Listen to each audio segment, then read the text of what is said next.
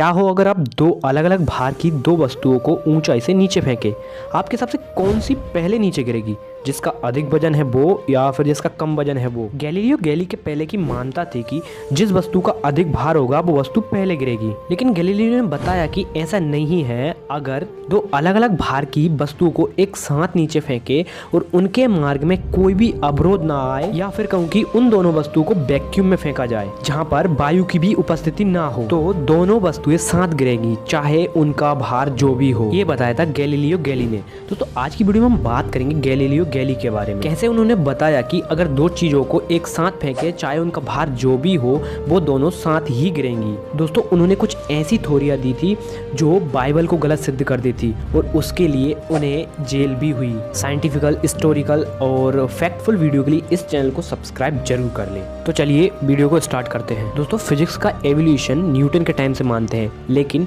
Newton भी Galileo को अपना आदर्श मानते थे, क्योंकि जिस सन में गैलीलियो की मृत्यु हुई थी उसी सन में न्यूटन का जन्म हुआ था। गैलीलियो के पहले एरिस्टोटल ने कहा था कि अगर दो वस्तुओं को ऊपर से नीचे गिराया जाए, जिस वस्तु का अधिक भार होगा वो वस्तु पहले नीचे आकर गिर जाएगी, और पूरी दुनिया इस पर विश्वास भी करती थी। लेकिन गैलीलियो ने कहा कि मैं इस पर विश्वास नहीं करता, और उन्होंने कहा कि अगर दो वस्तुएं एक साथ ऊपर से नीचे गिराई जाए तो दोनों वस्तुएं एक साथ नीचे गिरेगी। इसके लिए शर्त यह है कि दोनों वस्तु पर किसी भी प्रकार का अवरोध नहीं लगना चाहिए। अगर उन दोनों वस्तु पर हवा का भी रेजिस्टेंस लग रहा है तो वो अप्लाई नहीं करेगा। गैलीलियो ने यह सिद्ध भी किया कि अगर दोनों वस्तुओं को ऊपर से नीचे गिराए तो दोनों वस्तुएं साथ गिरेगी, चाहे उनका भार जो भी हो। दोस्तों, गैलीलियो वो पहले शख्स थे जिन्होंने कहा था कि पृथ्वी हमारे सौर मंडल का केंद्र नहीं है। हमारे सौर मंडल का केंद्र है सूरज, और बाकी सभी ग्रह पृथ्वी का नहीं बल्कि सूरज का चक्कर लगाते हैं, और सूर्य पृथ्वी की परिक्रमा नहीं करता बल्कि पृथ्वी सूर्य की परिक्रमा करती है। गैलीलियो की ये थ्योरी चर्च को पसंद नहीं आई, क्योंकि गैलीलियो की ये बात बाइबल को झूठा साबित कर रही थी। इसके लिए गैलीलियो को आजीवन कारावास की सजा भी हुई और उन्हें धर्म विरोधी घोषित कर दिया था। गैलीलियो गैली ने टेलीस्कोप की खोज तो नहीं की, लेकिन उन्होंने उस समय सबसे एडवांस टेलीस्कोप बना लिया था। गैलीलियो ने ब्रह्मांड को समझने के लिए खुद के द्वारा अपना टेलीस्कोप बना लिया था, और उस टेलीस्कोप की सहायता से